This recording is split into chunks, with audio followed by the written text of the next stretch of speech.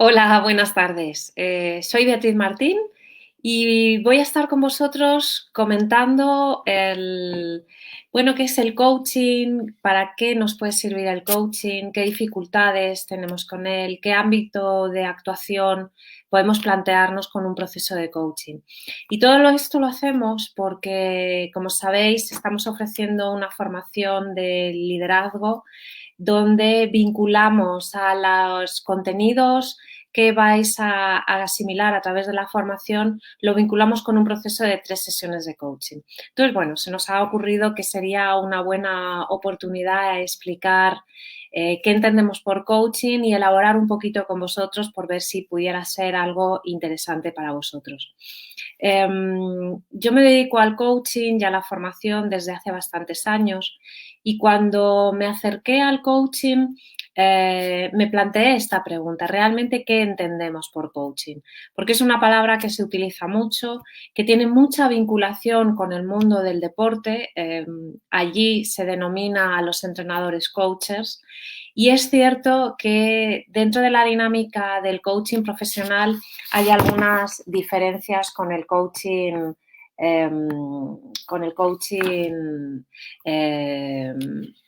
deportivo. Entonces vamos a aclararlo, ¿sí? Os querría lanzar una pregunta. ¿Cuántos espacios tenéis para poder expresar con total seguridad vuestros miedos, vuestras inseguridades, vuestras inquietudes en el ámbito profesional?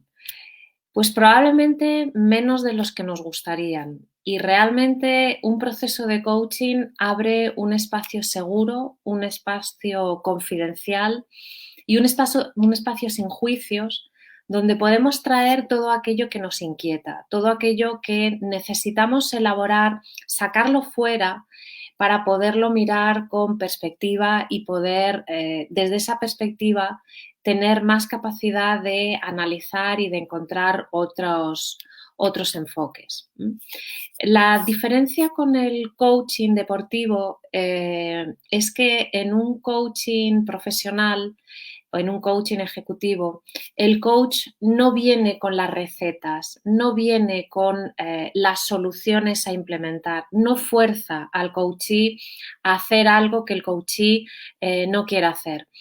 En el ámbito del deporte, el coach, el entrenador, es quien sabe, es quien tiene las recetas, es quien puede establecer una tabla deportiva para que el deportista cada vez mejore en su rendimiento. Esto sí que es algo que compartimos, la mejora del rendimiento.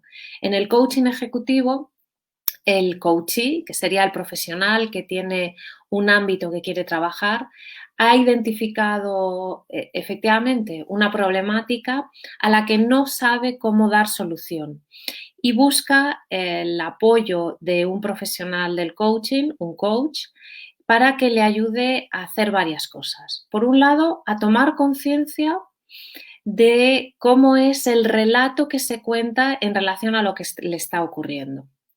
Es decir, el coach lo primero que hace es escuchar a su coachee, le da espacio para que pueda expresar aquello que le está preocupando y una vez que le ha escuchado, le refleja como si fuese un espejo para que tome conciencia de con qué palabras está describiendo aquello que le está ocurriendo. Y esto me preguntaréis, ¿y qué sentido tiene esto de reflejar?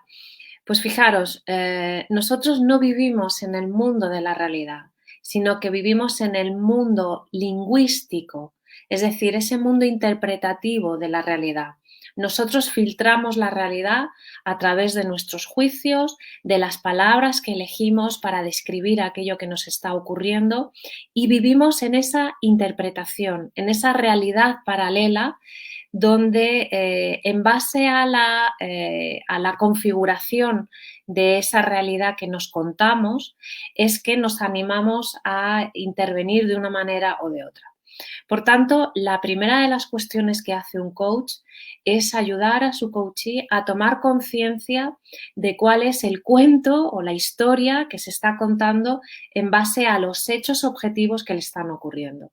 Ahí se descubren muchas oportunidades, porque vamos identificando algunos juicios, algunas observaciones, algunas valoraciones que son limitantes. Os pongo un ejemplo.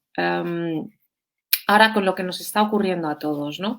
La necesidad de muchos profesionales de estar confinados en casa, pues porque su hijo ha estado en contacto en el colegio con un niño que ha dado positivo en coronavirus y eso hace que los padres tengan que confinarse durante 15 días en su casa.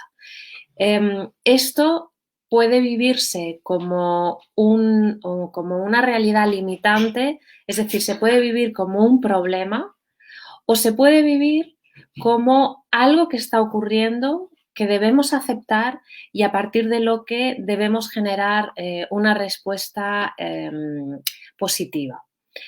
Fijaros, la realidad objetiva es la misma en un caso o en otro.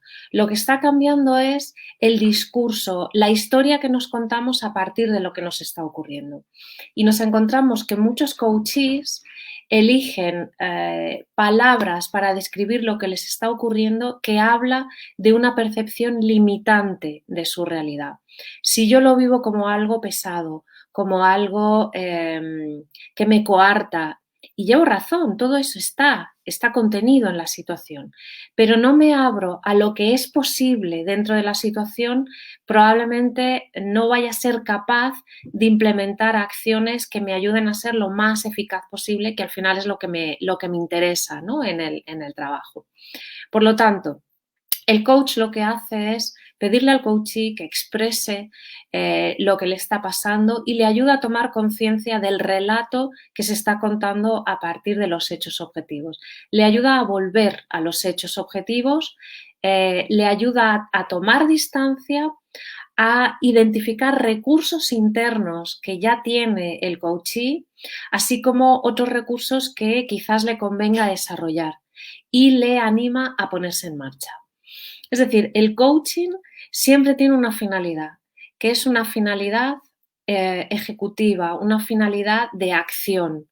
No es un ejercicio meramente mental, sino que tiene un objetivo de transformar la realidad que está viviendo el coachee.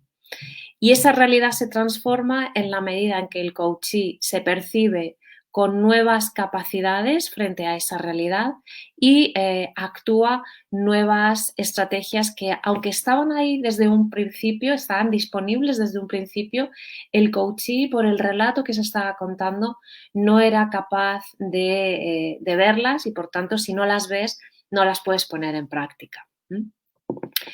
El coaching, efectos que tiene o virtualidades que tiene. El otro día nos contaba una persona en un proceso formativo que le había ayudado tanto ese proceso de coaching que había vivido para poder expresar en voz alta aquello que le estaba atenazando. Es decir, esto ayuda a descargar la tensión interna cuando tienes que lidiar con algo que te resulta complicado, que te resulta difícil y que no te animas a compartir. Poder expresarlo, poder tener una persona que acoge esas inquietudes, esas inseguridades, las dudas, los temores, las dificultades, esto alivia, aligera. Tener además enfrente una persona que no te está juzgando, y esto es clave. Un coach jamás va a emitir un juicio de valor hacia su coachee. Y de hecho, esto nos permite trabajar con todo tipo de profesionales, independientemente de cuál es su motivación o cuál puede ser su escala de valores. Es decir, yo no necesito que el coachee comparta mi percepción del mundo para poder trabajar con su percepción del mundo. El coach lo que hace es dejar a un lado su propia percepción de la realidad, su escala de valores, sus prioridades y se pone al servicio del proceso del coachee dentro del universo de valores que es importante para el coachee. Por lo tanto, y resumiendo este primer bloque, ¿qué es el coaching?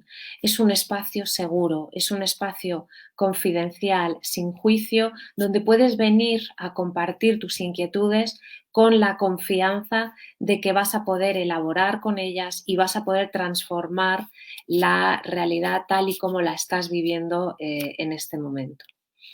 Me gustaría también abordar una siguiente pregunta o un siguiente bloque, que es cuáles son los temores de los profesionales ante el coaching. Y aquí aparece una palabra que me resulta clave y es la vulnerabilidad. En el coaching lo que trabajamos son vulnerabilidades y hay muchos profesionales que tienen cargos de responsabilidad dentro de las organizaciones que se dicen a sí mismos, no te puedes permitir ser vulnerable, porque si eres vulnerable no eres válido.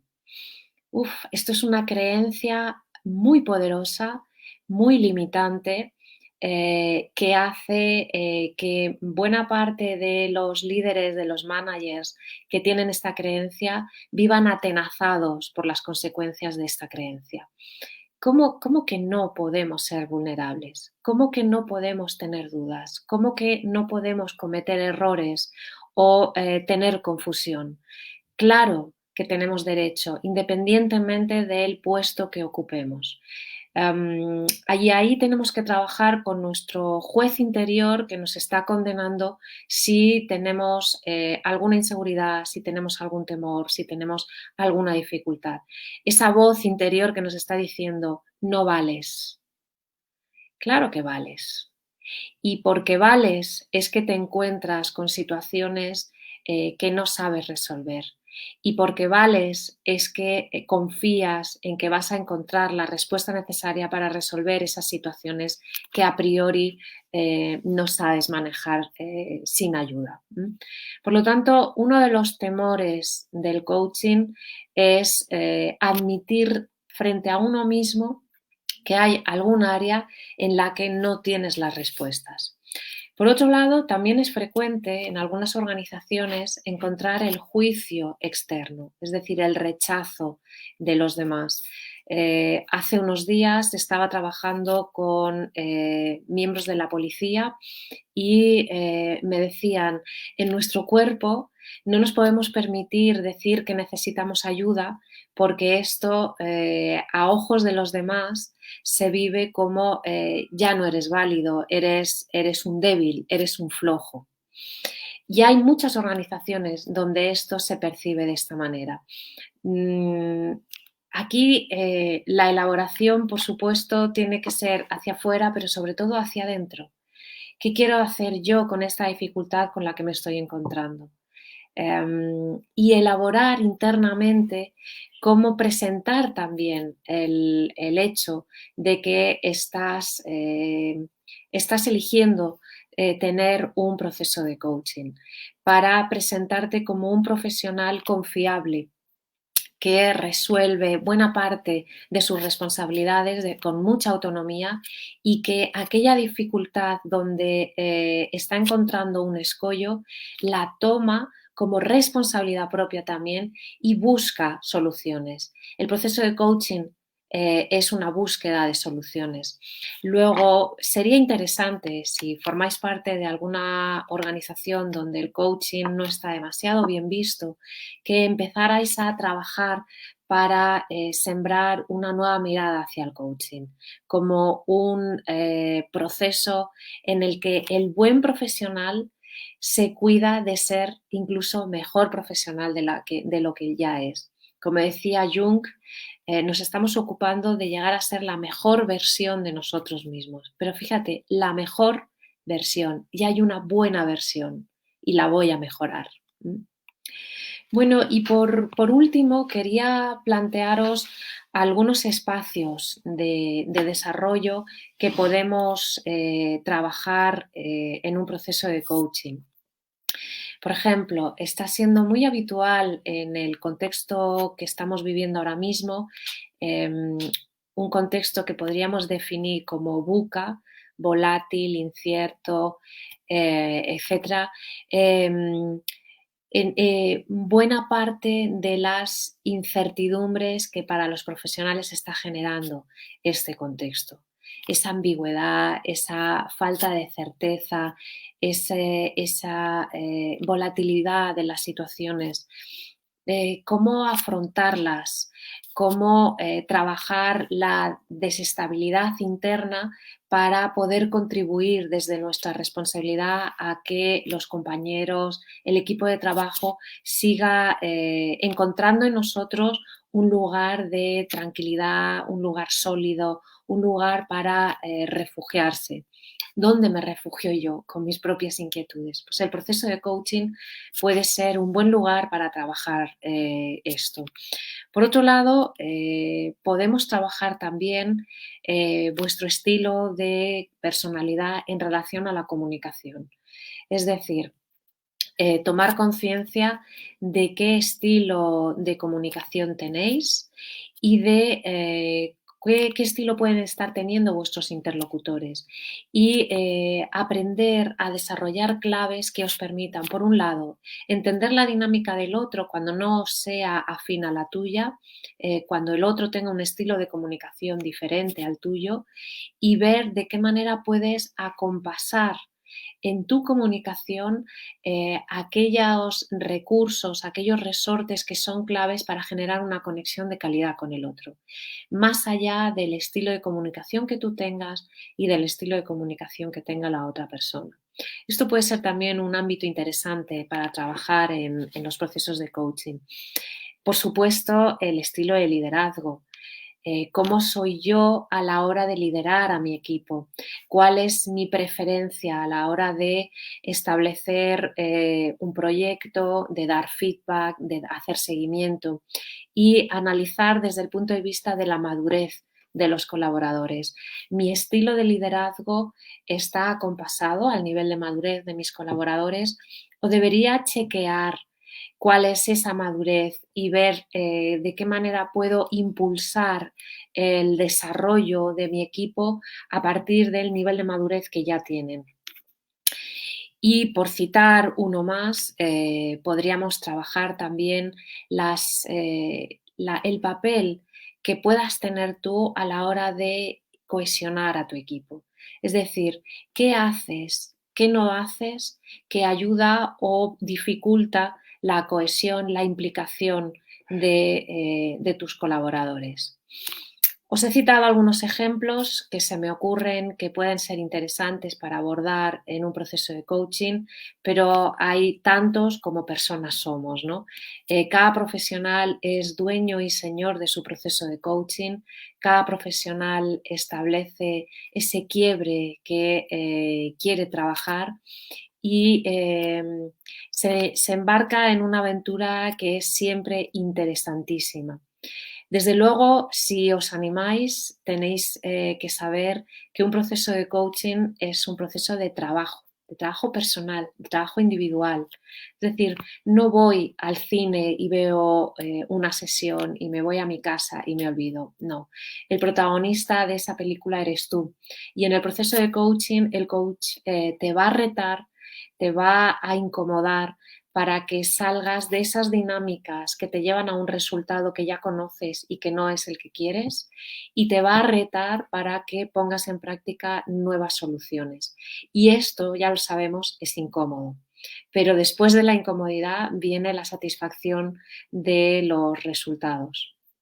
Pues bueno, hasta aquí esta pequeña charla. Espero que os haya aportado algo de claridad ante la pregunta de ¿me vendría bien o no un proceso de coaching?